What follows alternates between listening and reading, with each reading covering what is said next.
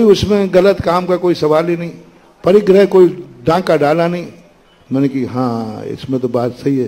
तो फिर महाराज जी अब तो कह दो कि जुआ 5 पापों से रहित है। मैंने कि सबसे बड़ा पाप है वहां कि तुम बिना मेहनत के पास से फेंक करके धन ला रहे हो, ये सबसे बड़ा पाप है। क्योंकि किसी ने कमाया है और तुमने पास से फेंक कर लिया है।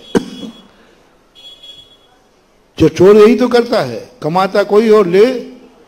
इसी प्रकार किसी ने भी कमाया है और तुमने पास से फेंक करके ले लिया। इंद्रप्रस्थ कैसे बना था, कितनी मेहनत से बना था इंद्रप्रस्थ, और कितने जल्दी ले लिया।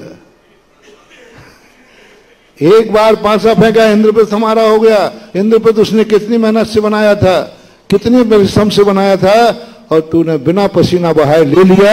ये चोरी का भी महाचोरी है। चोरी से भी बड़ा है व्यसन। 5 उसमें चोरी आती ना, 5 व्यसनों से जो 7 व्यसन हैं, ये 5 पापों से बड़े हैं।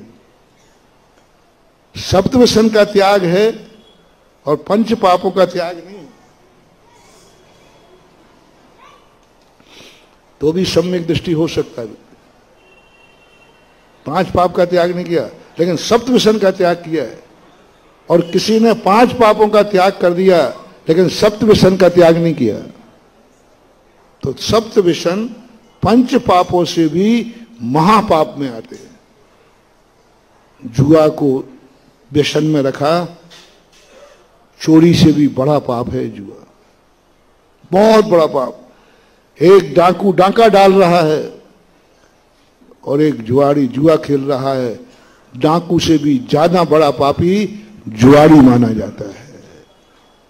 इसलिए हमारे यहां सबसे पहले शास्त्रों में पंच पाप की तक चर्चा नहीं की, सप्त व्यसन के त्याग की चर्चा की। सप्त व्यसन का त्याग करो। 5 पापों का तो जब त्याग होगा तो तुम वृत्ति बन जाओगे, लेकिन सप्त व्यसन में कोई छूट नहीं, कोई कंसेशन नहीं है। सप्त व्यसन का त्याग करने को कहा। तब मैंने सोचा कि सप्त व्यसन 5 पापों में तो आ जाते हैं, और 5 पाप का त्याग हो गया, सप्त व्यसन का नहीं किया तो चल जाएगा। नहीं, जब श्रावकाचार्यों में देखा, उन्होंने कहा 5 पापों का त्याग न करे तो चल जाएगा, लेकिन सप्त व्यसन का त्याग किए बिना ये जैनी भी कहलाने लायक नहीं है। सप्त व्यसन का त्याग पहले। पापों का भी महापाप है जुआ। महा से महा डाकू है, महा से महा डाकू है। और एक जुआरी है, तो महा डाकू से भी बड़ा पापी ये है जो जुआ खेल रहा है, क्योंकि उसको व्यसन में लिया है। 5 पापों में जुआ नहीं लिया। 5 पापों में चोरी में कहीं जुआ नहीं लिखा, लेकिन जुआ है, चोरी से बहुत बड़ा है।